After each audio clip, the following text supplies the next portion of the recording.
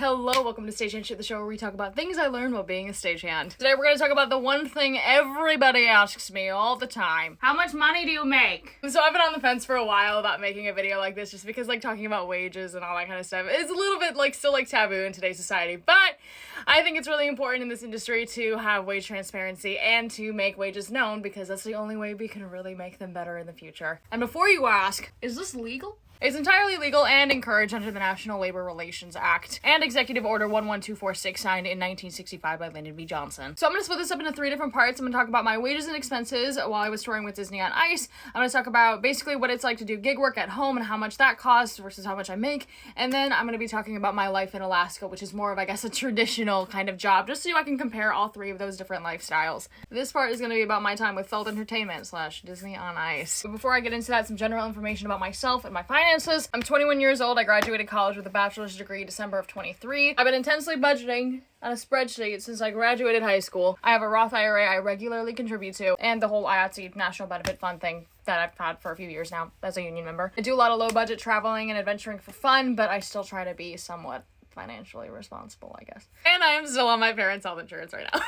Before I disclose anything, this is not for you to criticize me. I don't give a fuck what you say. This is my life. I get to live it how I want to live it. This is just to help other people out and help them decide which path they want to take in life. I have my own reasons for making my own decisions in the theater world, and they are none of your business. So yeah, let's look at this. I was only with them for 3 months, so in terms of expenses, the sample size is not really that large, but I guess it kind of shows what it's like when you're getting into touring and how much that kind of personally costs you. How much did I make? So Feld is one of the lowest paying contracts out there in terms of tech theater touring, but a lot of people start with it because it's an easier kind of in and it gets you kind of going. I'm not really going to share any opinions about what I think about these wages. This is more just so you can see the numbers and see the facts. So for Feld and pretty much every pink contract, there's a different rate between a head of department and an assistant. I was an assistant. We also have different add-ons for if you're automation or pyro or some of these other little added-on categories that you can tack on to whatever department you're in. As an assistant, there's kind of two different rates you could start out by making. They have an entry-level rate and a non-entry-level rate. I made the non-entry-level rate. So this contract is up for renewal after June 30th, 2025, and the lowest they can currently pay entry-level people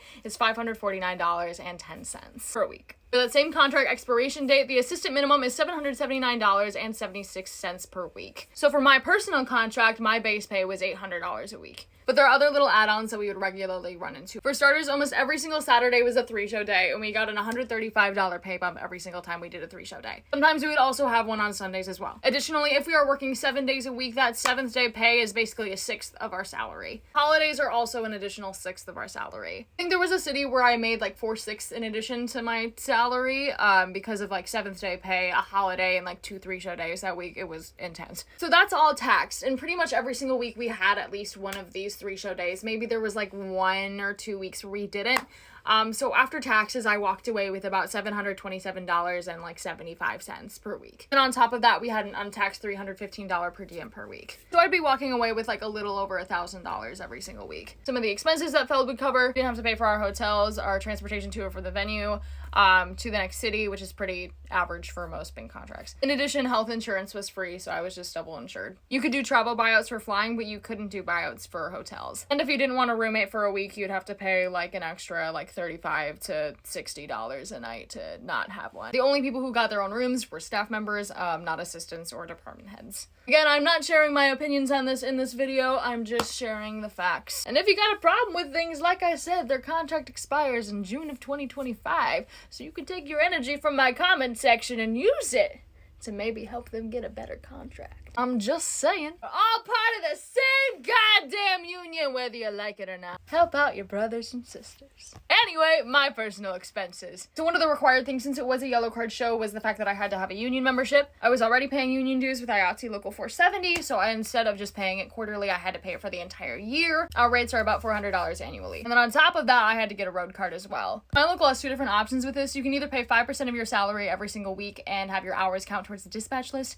or you can just pay a flat fee of $250 and not count any of your hours. I already have a position on the C list for the next 2 years, and I was okay with kind of where I was at, so I chose the $250 option. However, I do still have the option to pay in at the end of this year and have those hours counted if I do want to be bumped up to the A list. It's really the only big annual expense that I had. Everything else is kind of monthly. While I was touring, I tried to keep my weekly costs below my per diem rate so I could pretty much save my entire salary, which worked out really great because I was actually able to save up $10,000 in 3 months. But yeah, I had a little separate spreadsheet to kind of track my my per diem and how much of it I was spending every single week. If you couldn't tell, I love spreadsheets. So transportation wise, I would spend about $175 every single month. These were pretty much Ubers and Lyfts to anything I would want to do in my free time. So I kind of combined living and tourism costs, so like anything I needed to buy or whatever on top of like whatever I wanted to do anywhere. On average, that was about $568 a month. Obviously, those costs were a little bit higher when I first started out because I didn't have everything that I needed, but that was also on purpose because I didn't want to bring things that I wouldn't need, and I wanted to figure it out kind of as I went through. My big thing was going to an art museum in pretty much every single city, so that's pretty much what all of my tourism money was for.